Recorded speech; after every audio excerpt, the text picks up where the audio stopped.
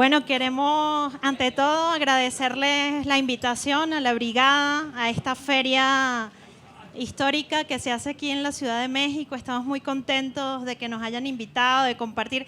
Está muy difícil para nosotros hablar después de la banda de rock and roll que nos precedió, pero bueno, haremos todo el intento por compartir con ustedes algunas reflexiones sobre Venezuela, de donde venimos. Como ustedes saben, un país que hace 21 años ya se propuso hacer una revolución, comenzar una revolución.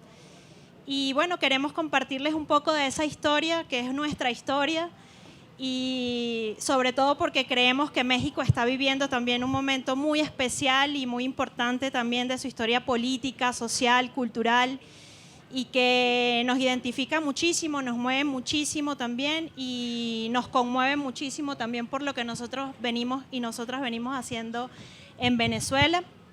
Y bueno, quiero comentarles esta historia. En nuestro caso comenzó en el año 1989, donde América Latina toda, ustedes saben, vivía un momento muy complejo de paquetes neoliberales. Con ustedes compartimos también presidentes entreguistas que entregaban todo a los Estados Unidos, que privatizaron hasta, bueno, pretendían privatizarlo todo, desde la salud, la educación, pero esas intenciones se encontraron también con la resistencia de los pueblos. En nuestro caso, esta historia tiene un hito muy importante en 1989 con el Caracazo. No sé si ustedes escucharon de esa historia. En el Caracazo, bueno, fue un pueblo, nuestro pueblo en Venezuela, enfrentado a un gobierno entreguista, el gobierno de Carlos Andrés Pérez, que pretendía aprobar un paquete de medidas que, como les decía, lo pretendía privatizar todo. Y bueno, ese pueblo se levantó y hubo una masacre que es una de las masacres más grandes de nuestra historia política. Ocurrió, las armas de la Fuerza Armada fueran volcadas contra el pueblo, y ahí empezó a emerger también un movimiento muy interesante de los militares en nuestro país, que no todos estaban a favor de masacrar al pueblo venezolano. Y bueno, de ese germen viene también Hugo Chávez, que sé que lo conocen, que el nombre del comandante Hugo Chávez, bueno, recorrió y sigue recorriendo parte de las luchas en América Latina.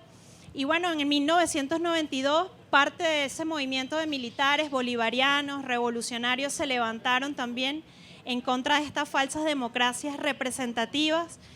Y bueno, el presidente Chávez fue preso con otros militares. Este foro se llama Venezuela Hoy, pero yo creo que no podemos entender Venezuela hoy si no hacemos un breve recorrido, por lo menos de manera muy general, de estos hitos importantes. En el 92 se levanta Hugo Chávez con otros militares patriotas y bueno, hacen una intentona de golpe de Estado contra el gobierno de ese momento. Fue un intento fallido, pero bueno, empezó un proceso de acumulación política muy importante que va a tener una victoria electoral en 1999. En 1999, Hugo Chávez gana las elecciones en Venezuela con un importante apoyo popular que se va a mantener en los años subsiguientes de la Revolución Bolivariana. Entonces, bueno, les comento esto porque es un recorrido y forma parte de esta misma historia de lucha de nuestros pueblos contra el neoliberalismo. Es la misma pretensión histórica de soberanía, de independencia. Nuestro proceso comienza en el 99 con un proceso constituyente, y lo primero que se propone es pasar de una democracia representativa a una democracia participativa que viniera a remover o a dejar atrás la democracia de las élites y le diera voz y participación real a los que siempre y a las que siempre habíamos sido excluidas y excluidos: los indígenas, los afrodescendientes, los estudiantes pobres.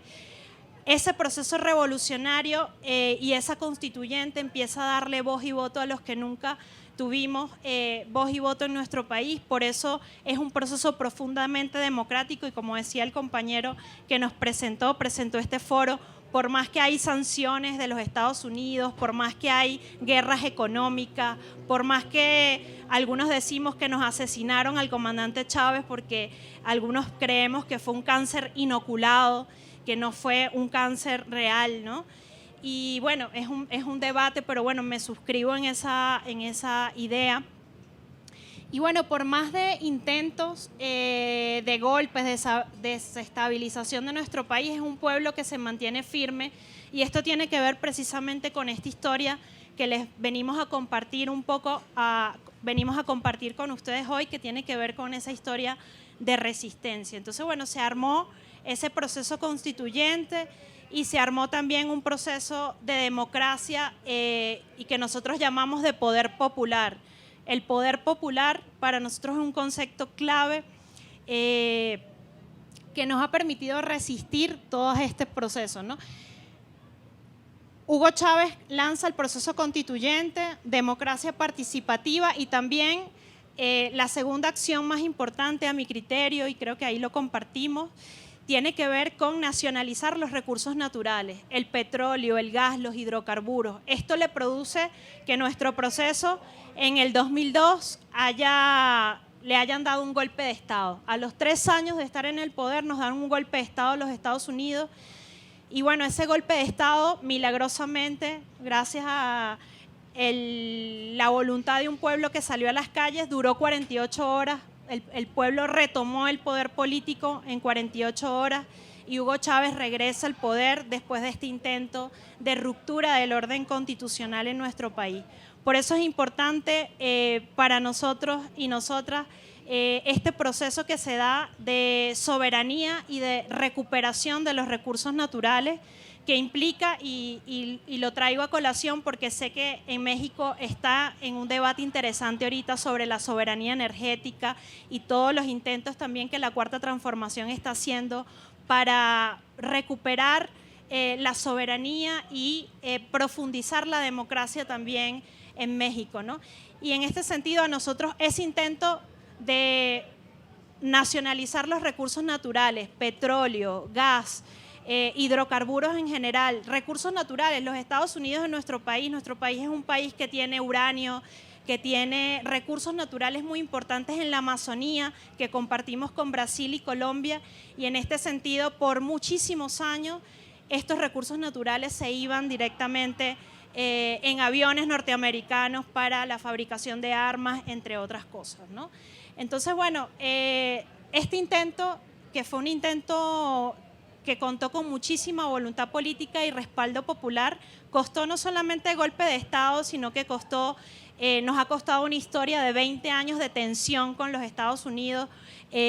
Por un lado, un pueblo queriendo fraguar su destino, construir poder popular, democracia, y por otro lado, intento de una burguesía que no soporta, o sea, y creo que a ustedes con eso lo compartimos, la burguesía y las oligarquías no soportan que los pueblos quieran construir su propio destino, reapropiarse de lo que nos han robado, en este caso los recursos naturales, ¿no?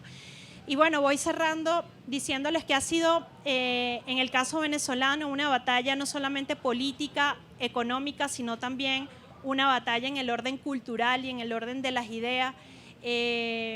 Yo puedo decir como testimonio personal, cuando a mí me preguntan qué pasa en Venezuela, porque sé que lo que a ustedes les llega es muy negativo, ¿no? Lo que a ustedes les llega es que todo el asunto migratorio, que estamos pasando hambre, no sé, o sea, con todos los mexicanos y las mexicanas con las que nosotros logramos intercambiar y conversar, sé que lo que les llega de nuestra historia es muy negativo, pero quiero decirles que hemos tenido en contra también a las grandes agencias de comunicación y nos cuesta mucho que la verdad de nuestro pueblo llegue a otros pueblos de América Latina, llegue a México, llegue incluso a nuestros hermanos más cercanos de Brasil, de Colombia. Entonces, para nosotros queremos agradecerles mucho que nos hayan invitado, porque vale mucho poder contar y tener la posibilidad de contar la otra historia de Venezuela, la que no está en los medios de comunicación transnacional, la que no está en las redes sociales, pero la que también existe. Y en este sentido, existe un pueblo resistiendo, organizándose, muy creativamente enfrentando unas sanciones que desde el año 2015 tenemos unas sanciones que fueron implementadas, comenzaron a implementarse con el gobierno de Obama, y que lo que prácticamente dicen es que nuestro petróleo no puede ser comprado por ningún país del mundo porque entra en conflicto de intereses con Estados Unidos, y por supuesto que eso es un duro golpe a nuestra economía porque es un país que vive de la producción petrolera, ¿no? Sin embargo, y sé que nuestro ministro consejero que está aquí, que ha tenido importantes responsabilidades en la revolución bolivariana, les podrá profundizar un poco sobre esto.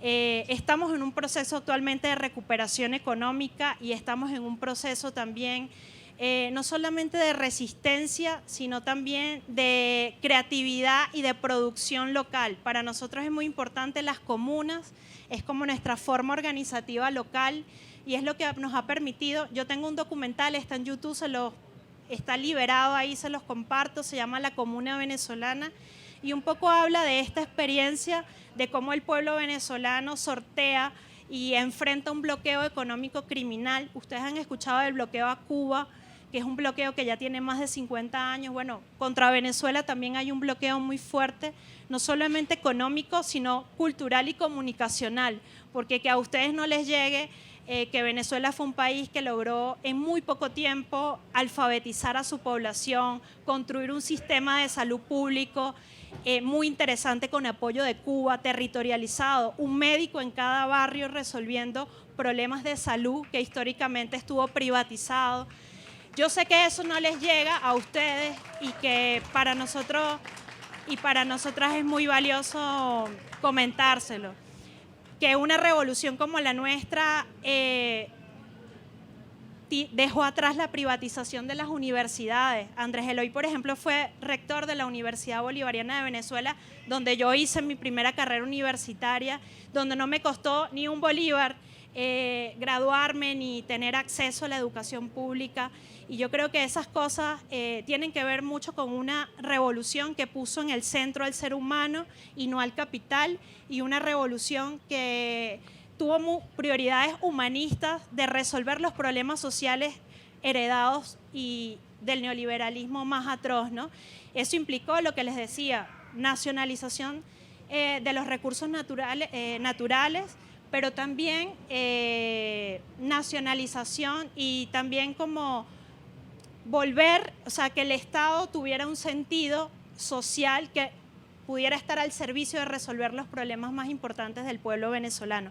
En ese sentido, están ahí las cifras de lo que la revolución ha hecho en salud pública, en educación pública, y también en la construcción de espacios formativos. Yo creo que somos un pueblo también que logró en estos años un alto nivel político de formación política. Por eso, por más guerra económica, mediática, bloqueo, es un pueblo que sabe entender por qué tenemos las dificultades económicas que tenemos, incluso porque no las negamos.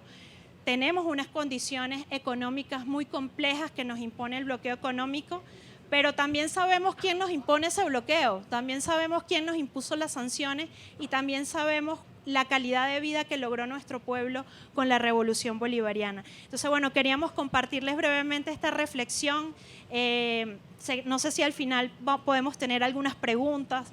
Seguramente ustedes tienen interrogantes sobre Venezuela y bueno, tenemos toda la disposición de compartirles un poco en esta tarde parte de nuestra verdad, parte de nuestra lucha y parte de nuestra resistencia también de un pueblo que admira mucho lo que está pasando en México y que también le agradece a lo que está pasando hoy en México. No sé, yo siempre que hablo con mexicanos y mexicanas, les comento que en el 2016, 17, pero en el 18 y 19 tuvimos incluso una situación de desabastecimiento de alimentos.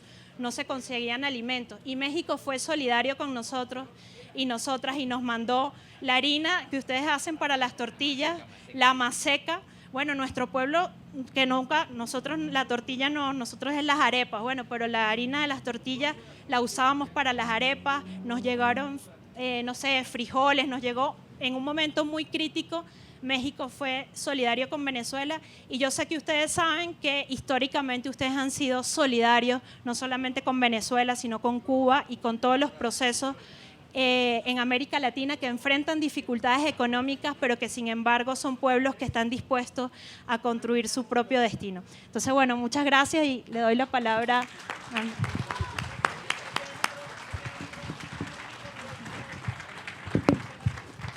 Gracias. Bueno, mire, Usted sabe lo que es que a uno le den una mano cuando uno está metido en un hueco. Que está ahí y le dicen, mira, sal. Eso es lo que yo siento. Que me han dado la oportunidad de la palabra después de ser invisible. Yo agradezco esto, pero quiero decirle que aspiramos que también sea de beneficio para ustedes, porque Venezuela es usada, la palabra Venezuela, la palabra proceso venezolano, es usado para satanizar cualquier cosa. Venezuela ha sido el tema electoral más popular en toda Latinoamérica. Es decir, si la derecha quiere hablar mal de alguien, le dice, no, va a ser como Venezuela. No, lo que tú quieres es que nosotros seamos como Venezuela. No, aquel quiere que... O sea que parece que Venezuela, yo no sé cómo será aquí, pero en Venezuela a los niñitos los asustaban con el coco. Si no te duermes, viene el coco, no sé. Sí saben, le dicen coco. Bueno, Venezuela es el coco de la política de la derecha internacional. Es probable que ustedes en el año 1918 escucharon eso. El que no se puede nombrar sabe, pero todo el mundo sabe quién es. Quiere convertir a México en Venezuela. Y probablemente en el 24 lo van a volver a seguir escuchando. Y probablemente los que escuchan el Estado, los que vivan en el Estado de México, lo escucharán ahorita en unos meses. ¿Qué quiere? Entonces nosotros queremos decirle, mire, le voy a decir lo primero que es Venezuela. Venezuela es esto. Venezuela son dos generaciones. Los que estuvimos en el año 1970, 80 y 90 peleando contra el neoliberalismo, que tiene como punto de inicio Chile y el asesinato de Salvador Allende. Y esos que estábamos peleando, yo tengo 62 años, y esos que estábamos peleando, conseguimos a un hombre que porque mataron a 5.000 personas en 2 días en el Caracazo, dijo que él no podía usar el uniforme para seguir apoyando a esa gente, y en el 92 hizo algo que se llama la rebelión militar del 4 de febrero, que es Hugo Chávez. Y Chávez logró que entonces entendiéramos que sí teníamos patria y proyecto de país. Y con él fuimos del 92 al 97, al 99 a unas elecciones y ganamos. Y como Yecuana les dijo, ahí arrancó una historia. Entonces Venezuela es esto, unos que traemos sueños del siglo XX para sembrarlos en el XXI, y una generación de jóvenes, de mujeres del XXI que agarran esos sueños para que lleguen intactos al XXII. Nosotros pudiéramos decir que nosotros somos el aspecto fundamental, pero tenemos en Venezuela una generación de mujeres, de hombres, de muchachas, de muchachos que comparten la certeza de que hay un mundo de la felicidad posible. Eso es Venezuela. Y los detalles se los estaba dando ella. Yo había puesto aquí, para comenzar, que les iba a decir que la charla tenía que llamarse El castigo a la herejía de la soberanía y la dignidad.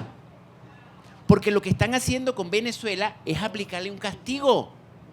Y le aplican un castigo por lo que dijo ella, rescató el petróleo, no quiere vender el oro que se los estaban robando, quiere proteger las aguas, pero sobre todo, con Chávez nosotros logramos hacer visibles a los invisibles. Los invisibles son los pobres. Entonces cuando alguien dice primero los pobres, los está poniendo visibles porque eran invisibles. Y si ustedes quieren saber cómo es ser invisible, usted se para en un semáforo, ve la gente cómo pasa con su carro con los vidrios altos, y hay un niñito de 6 años que debiera estar jugando o comiendo y está vendiendo alfajor, se llama. ¿Y sabe qué hace la gente? Sigue de largo, porque son invisibles. Invisibles eran las mujeres, invisibles eran los indígenas, invisibles eran todos los pobres y todas las pobres de Venezuela, que eran tan invisibles que no tenían ni siquiera una cédula de identidad para poder votar. Es decir, hablando en mexicano, es como si no tuvieran INE. Y entonces si usted no tiene INE, no vota. Y si yo quiero su voto, ni siquiera para comprarle el voto con una lámina de zinc, ni siquiera para darle 2 sacos de cemento, porque no tiene cédula, no va a votar. Entonces Chávez rescata, antes de rescatar los recursos, rescata la dignidad humana en hacer visibles a los invisibles, que es lo que hace que del 92 y sin ser gobierno hasta el 99 se vaya para las catacumbas, haga un proceso constituyente, gane un proceso constituyente, y cuando le dan ese golpe de Estado del 92, que lo tuvo, del 2002, perdón, que lo tuvo preso 48 horas, al tercer día resucitó. Usted cree que era que es mentira, pero lo pusieron preso en la madrugada del viernes y en la noche del domingo estaba llegando en un helicóptero a Miraflores con el impacto y la fuerza de un pueblo y con la conciencia de unos militares. Allí el secreto es conciencia y unidad. Venezuela es eso, conciencia y unidad. Y ella lo que le está diciendo es que ha habido conciencia y unidad. Y eso que se hizo, conciencia y unidad, se tradujo en educación. Ella le habló de alfabetización. A mí me gustó que al final ella dijo Andrés Eloy. Porque ¿sabe qué? Los cargos ese, que si uno es ministro, consejero, que si viceministro, entonces es transparente, es temporal. Lo correcto es que uno sea una persona con un nombre. Y así somos todos, entonces yo prefiero que me digan siempre Andrés Eloy. Y entonces nosotros trabajamos porque las personas supieran leer y escribir, porque después tuvieran derecho ya a la primaria, a la secundaria, a la universidad, al trabajo, tuvieran derecho al trabajo, tuvieran derecho a la alimentación, a la vivienda. Logramos tener el 100% de la población entre 17 y 25 años estudiando. Logramos hacer que las muertes de mujeres embarazadas fuera el nivel más bajo de toda América Latina. Logramos tener un indicador que es el coeficiente de Gini, que es el de la desigualdad, que era el más chiquito. No es que no hubiesen pobres ni ricos, sino que la distancia era tan baja que se le daba que podíamos tener todo un buen vivir. Y un buen vivir es que uno tiene derecho a una casa, a irse para un cine, a comer un día un perro, aquí no le dicen, a comerse un día unos tacos, a tomarse una horchata o una cerveza. Digamos, a que la vida tenga todas las dimensiones que nos venden en la televisión, pero que no accedemos. Fíjese qué sencillo. Eso es Venezuela hoy. Un país que a pesar de muchas sanciones sigue luchando para garantizar eso. Yecuana dijo, nos envenenaron a Chávez y se nos fue de alguna manera en el año 2013. Y en ese momento los gobiernos imperiales decidieron el momento para ahorcar a la gente. Porque es como en la escuela. Si usted estaba saliendo de la escuela y yo soy de segundo o tercer grado y tengo a mi hermano que es de secundaria y salgo con él, es más difícil que me peleen. Pero si salgo solito, ahora saliste solo, no tienes quien te defienda, ahora te caigo a golpe. Y entonces eso fue lo que quisieron hacer con el gobierno del presidente Nicolás Maduro.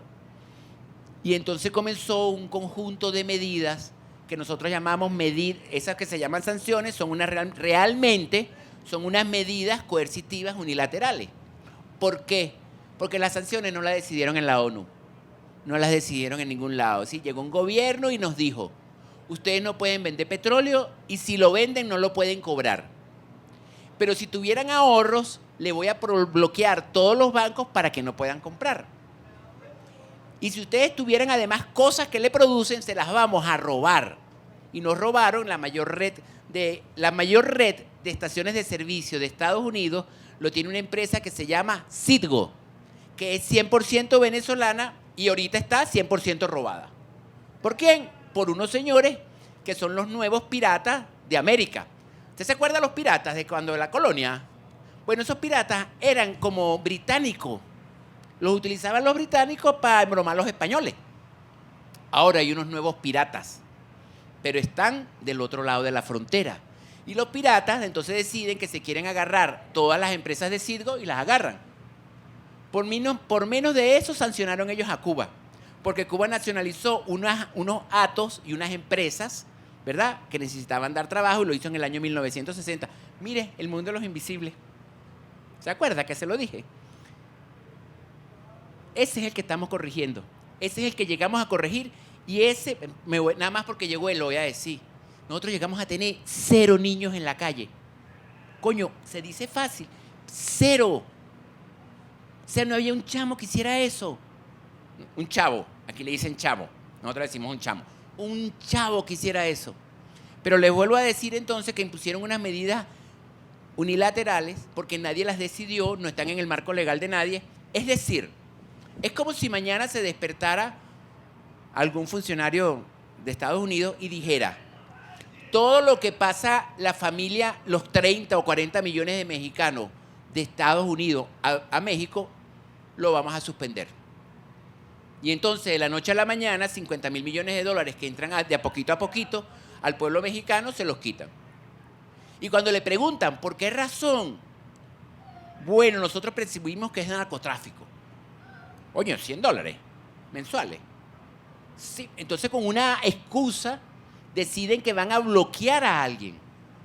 desde el año 2015 porque decidieron que Venezuela, imagínense esta cosa, en el año 2015 Obama decidió que Venezuela era una amenaza inusual y extraordinaria. Tardamos en avión 4 horas en llegar a Florida, en avión. No tenemos bomba atómica, no tenemos armas de destrucción masiva, no tenemos armas químicas. Bueno, tenemos un arma que sabemos que sí es difícil que ellos soporten. Se llama la dignidad, se llama el espíritu de libertad, se llama el espíritu de independencia. Y por supuesto entendemos que ellos se puedan sentir amenazados. Pero digamos que eso es un cambio de leyes, porque hasta hace poco, en todas las películas que nos llegan de Estados Unidos, dicen que lo que es una amenaza es un señor que es malo, que usualmente tiene una bomba, que quiere atacar. Nosotros no queremos atacar a nadie. Lo único que hemos querido es que no nos ataquen. Y también tenemos otra arma que también puede ser muy delicada, porque esa sí puede tener más efecto masivo, que es que tenemos en herencia de lo que hizo Simón Bolívar, el espíritu de integración latinoamericana y de los pueblos del sur. Nosotros, de la mano de Chávez, impulsamos la creación de UNASUR, de CELAC, de Petrocaribe, del ALBA, de la Asociación África-Suramérica, y seguimos en la disposición, con toda la limitación de recursos, de seguir generando estrategias de integración. Y por supuesto, la integración de los que debieran ser iguales es una amenaza para las condiciones de dominio.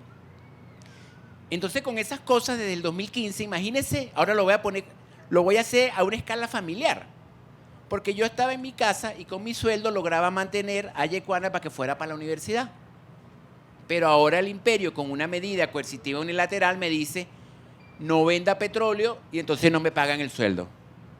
Entonces yo digo, bueno, pero como tenía unos ahorritos por ahí, si yo dejo de ir al restaurante, si yo ahora voy a pie y ahora hago unas cosas, ajusto unos gastos, uso mis zapatos hasta que se gasten, entonces yo todavía puedo mantener a Yecuana en la universidad porque ella es el futuro. En la vida real, el futuro del siglo XXI es ella. Ella probablemente en el año 2061 va a estar viva y ya yo tendría 100 años, ¿verdad? Entonces el siglo XXI que le pertenece a ella, yo tengo que trabajar para que ella lo disfrute, en la esperanza de que ella también lo va a hacer para los que vengan después, porque es la vida, es por lo que nos hemos constituido en familia, para avanzar. Y entonces yo digo, bueno, si me quitaron el sueldo pero tengo unos ahorros, probablemente dejo de hacer unas cosas, pero que Yecuana avance. Pero resulta que ahora me quitan los ahorros. Venezuela tiene retenido más de 15.000 millones de dólares. Se le robó el activo más importante que es Citgo, con 1.500 estaciones de servicio en Estados Unidos. Bueno, está bien, me quitaron el sueldo, tengo que seguir trabajando y no puedo cobrar. Me quitaron los ahorros. Bueno, voy a ver si logro ponerme entonces a vender algo en la calle, en la esquina. Y entonces, cuando me paro en la esquina, ponen un policía al frente en la otra acera y dice, el que le compre a Andrés Eloy va preso. ¿Pero por qué? Porque me da la gana. Eso es una medida coercitiva unilateral. Y entonces, encima de que nos robaron Citgo, encima de que nos bloquearon 15.000 millones de dólares, nos retienen unas toneladas, 2.000 kilos de oro de nuestras reservas que están en el Banco de Inglaterra, están retenidos, que no se pueden vender. Si nosotros quisiéramos comprar algo, porque conseguimos recursos de alguna manera, el que nos venda está sancionado. Por eso, las empresas mexicanas que en el año 2016, 2017, 2018 se dispusieron a vendernos, y eso ya es un acto que agradecemos con una solidaridad, coño, de amor, que lo agradecemos, porque yo comí esas arepas más secas, ¿me entiende? Y usted sabe cómo es la pasta, usted sabe la pasta que es como amarillita y negra. Una pasta, espagueti. ¿Cómo se llama? Bueno, cuando ustedes vayan ahí a Aurrera o cuando vayan a Walmart, hay una pasta mexicana que el envase es con amarillo y negro. Esa es la pasta que comí yo también. Claro que le tengo que agradecer que nos haya... Morena. La pasta, la harina es más seca. Y los espaguetis, morena. La morena. Moderna. Ese espagueti es el que comía. No le voy a agradecer a alguien que haya vendido un espagueti para que yo coma. Claro que se lo agradecimos con el corazón. Bueno, esa empresa que vendía eso ya no está en el registro comercial de México. La sancionaron, presionaron para que la quebraran y la eliminaron. Si quiere, búsquelo y usted va a conseguir como en el año 2019 hubo una decisión gringa para que esa empresa no se le pudiera hacer nada. No pudiera hacer nada, es que incluso le dijeron al sistema financiero mexicano, no le puedes abrir cuenta. ¿Me estoy explicando? Entonces hace que una empresa en el siglo XXI tenga que moverse como en el siglo XVIII, coño, con la plata en una bolsa porque no puede abrir cuenta. Y si abre una cuenta y le echa la plata al banco, el banco se queda con la plata. Y si no lo hace, el banco es sancionado. Porque ahí hay cosas de sanción. Las nosotras son frontales. Medidas coercitivas unilaterales. Grábense ese nombre. MCU. Medidas coercitivas unilaterales. Son medidas diseñadas para provocarle dolor al pueblo. Buscando que el dolor del pueblo, es decir, que las expectativas de Yecuana, que es una chama bonita, joven, con sueño, que quiere tener una rolo de cámara para hacer sus documentales y tiene que hacer el documental con el teléfono, porque no hay recursos, porque tiene más limitación, con la esperanza, ellos hacen esa medida con la esperanza que ella diga, no me la calo más y me quito estos tipos de encima y me voy por una revolución de color, como lo hicieron, por cierto, en Ucrania, que eran las revoluciones de colores, como lo hicieron en Libia, como lo hicieron en Túnez y como lo quisieron sean alguna vez en Venezuela. Pero esas medidas entonces se traducen en una limitación, en una limitada disposición de recursos, en una imposibilidad de comerciar, en una posibilidad de relacionarse, y eso se hace buscando provocarle dolor al pueblo para que ese pueblo se convierta en el enemigo de la propia revolución que lo está liberando. Uno dice que no sucede, pero sí sucede, porque uno tiene maneras de luchar. Hay cosas con las que hay que luchar en colectivo. Por ejemplo, el cambio climático hay que lucharlo en colectivo. No lo puede luchar México si Estados Unidos no hace su parte. Y no lo puede hacer Estados Unidos si no lo hace China. Y no lo hace China. No. Si no lo hacemos todo, no. Porque si no es Haití. Usted sabe que en Haití la gente tiene que agarrar los poquitos árboles para hacer leña. Y entonces la gente le dice, no, coño, el cambio climático. Porque cuide los árboles. ¿Y qué cómo?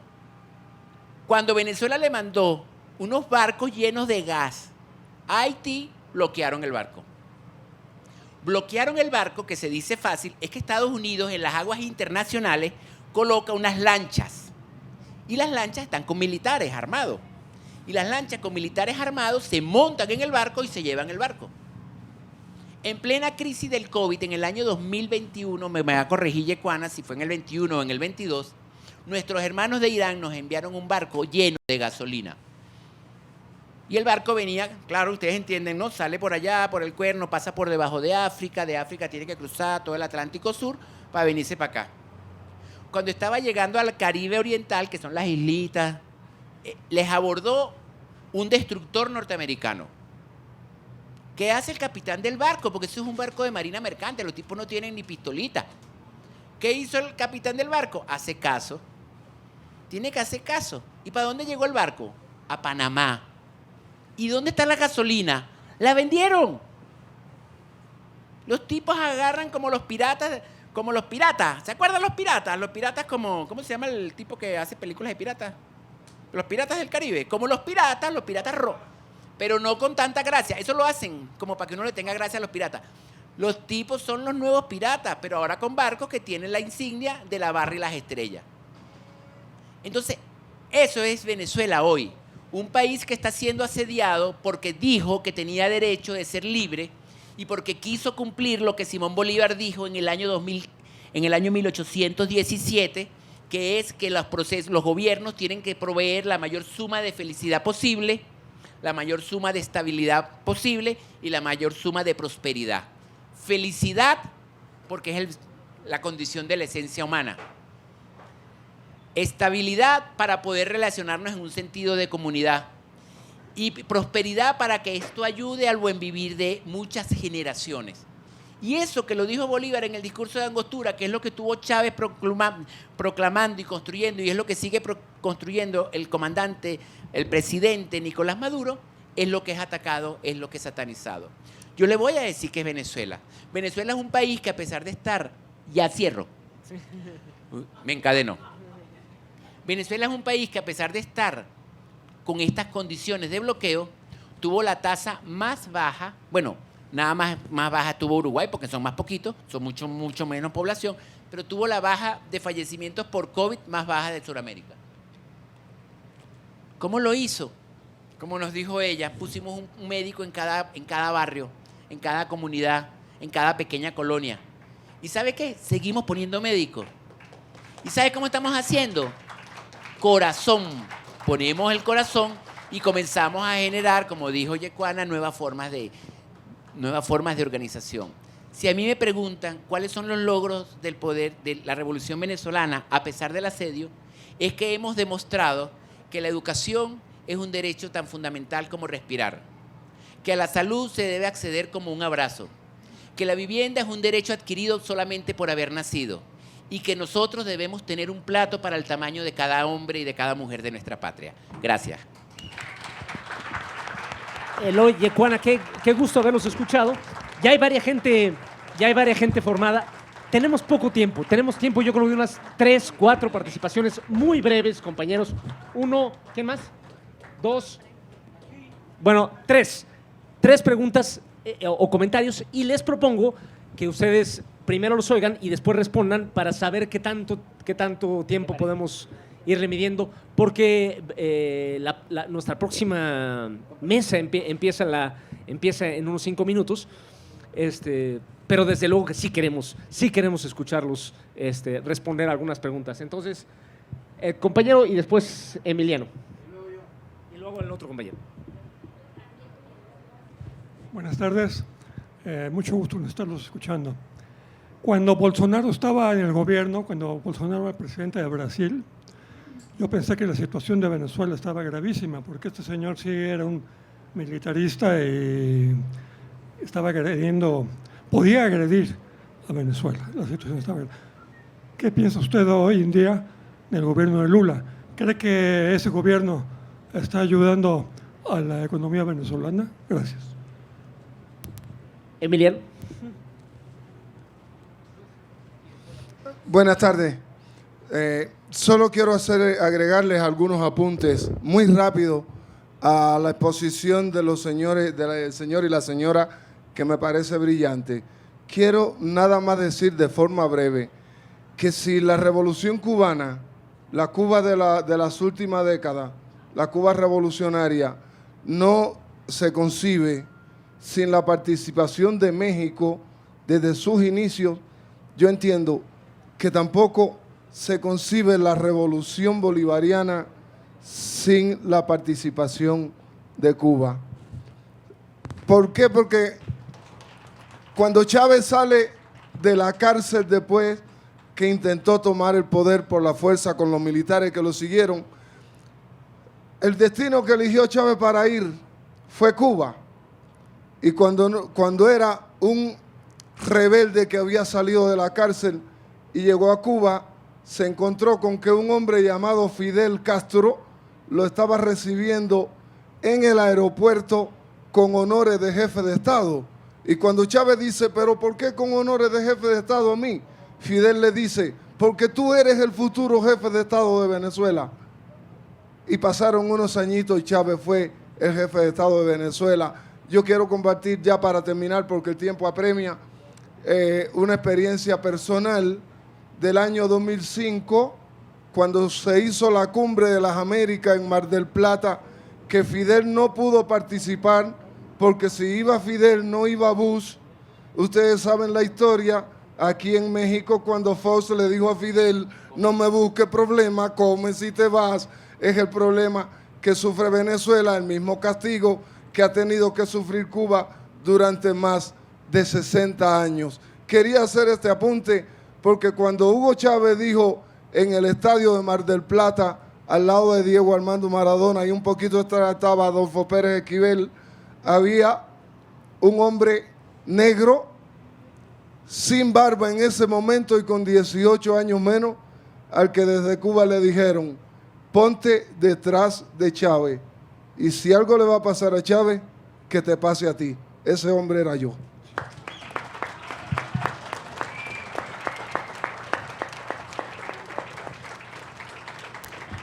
El compañero y la compañera. Emiliano siempre nos emociona. El compañero y después la compañera. Breves, por favor. Buenas tardes. Agradezco y los valoro en cuanto a su exposición, la que están teniendo aquí. La verdad que México pues, es un país que recibe a todo mundo, así sean lo que sea, pero lo recibe siempre. Mis preguntas van en este sentido. Nos hemos dado cuenta que, por ejemplo, los medios de comunicación, ¿verdad?, están pues denostando, por ejemplo, a los migrantes. En el caso de Venezuela, ¿verdad?, ahí en la frontera, pues pasaron los medios de comunicación, ¿verdad?, todo ese problema que hacen un problema de los venezolanos. No sé si estos venezolanos, pues no sé por qué emigraron para acá, o qué buscan, o qué no están a gusto, quiénes son, ¿sí? Entonces, esa es una pregunta. La otra es en cuanto a que la Constitución de nuestro país, pues está en cuanto a la cuestión electoral, ¿no?, de los sexenios y todo ello, pues al parecer aquí se está cumpliendo con la Constitución. Al menos se está pegando nuestro presidente Andrés Manuel López Obrador a lo que dice la Constitución. Lo estamos viendo el cambio, lo estamos sintiendo. Yo pregunto, para ustedes, su Constitución, ¿verdad?, no establece esas cuestiones democráticas, todo eso, ¿por qué no la aplican?, ¿verdad?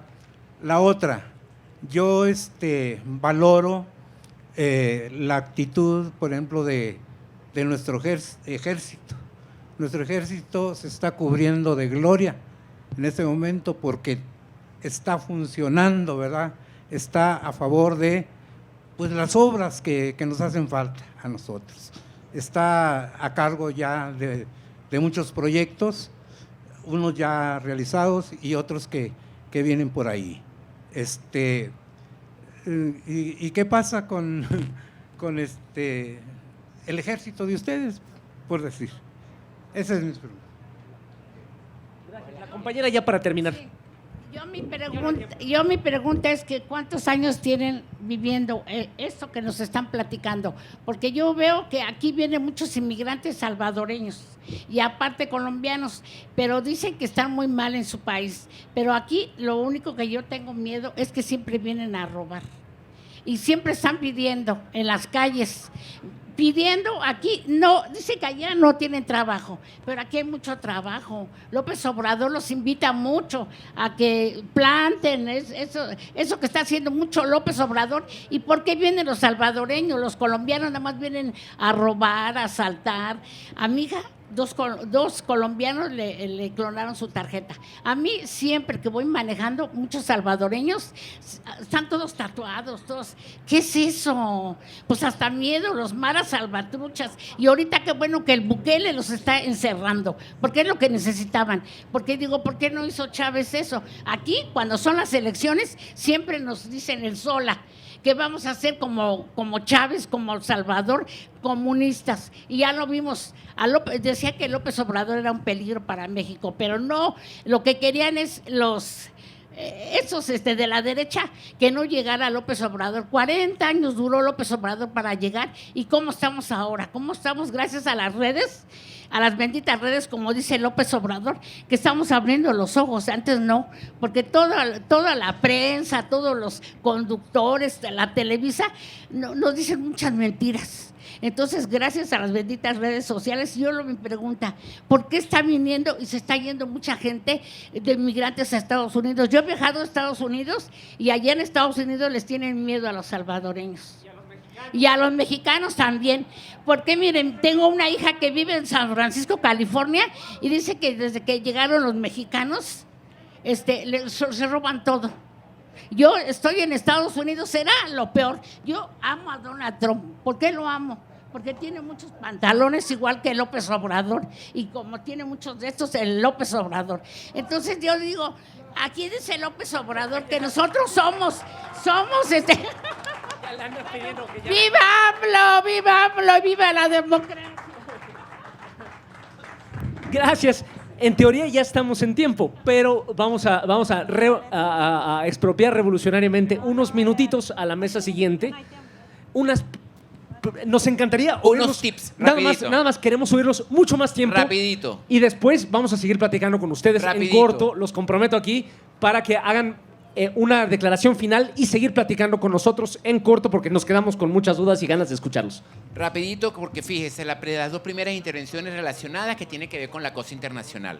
Y le digo, se lo voy a decir con algo que ustedes conocen, que es la historia de su hermoso pueblo, que es que en el Congreso de aquí declararon a Bolívar ciudadano mexicano. No ahorita, allá en la colonia. ¿Sabe por qué? Porque inventaron una cosa que se llamaba el Congreso de Panamá, el Congreso anfitriónico de la unión de todas las naciones. Le voy a explicar esto. Familia unida prospera. Hermanos que se ayudan avanzan. Hermanos que se pelean, la ruina de la familia. El imperio ha sembrado la diferencia de los pueblos, de los gobiernos. Entonces a mí me preguntaban por Lula, por lo que pasaba en Colombia. Bueno, le voy a decir, se lo digo así. No hay posibilidad de bloqueo si mis vecinos son mis hermanos y se comportan como mis hermanos. Y le digo aún más, que lo voy a decir en palabras de Andrés Manuel López Obrador. La única posibilidad de vencer el hambre en Latinoamérica es con una actitud antiinflacionaria de los gobiernos de América. ¿Qué pensamos nosotros? Que con los gobiernos unidos, con los gobiernos hermanos, con los gobiernos como lo que somos, latinoamericanos, y si quiere saber qué es latinoamericano, busque una canción de Calle 13, con ese gobierno y con esas alianzas nosotros vamos a avanzar. Con respecto a la migración, le voy a decir la verdad, la gente a veces quiere resolver su problema solo. Las personas que consideran que se tiene que resolver el problema solo y tienen dificultades, se van, pero no se van del país, se van hasta de la casa. Hay gente que ustedes sabrán que deja a los padres con uno de los hermanos y los otros no tienen que ver. Ahora, la pregunta es si ese es el concepto de familia que queremos. Nosotros entendemos que todas esas medidas coercitivas unilaterales que provocan dolor afectan a la piel, el corazón y la conciencia. Y entonces hay una persona que cree que cruzando del río Bravo del norte al sur va a tener el modo de vida que vio en las películas. Y probablemente puede comprar una imitación. Incluso puede comprar un carro. Pero no estará en la tierra donde sembró su ombligo su madre y sus abuelos. Y eso tiene mucho sentido. Y eso lo saben ustedes cuando leen la historia de Villa, cuando leen la historia de Zapata, que son hombres que nosotros admiramos. Pero también lo ven cuando ven la historia de Frida. Y voy a hablar de una que es mexicana, porque usted sabe que los mexicanos nacen donde le da chingada gana.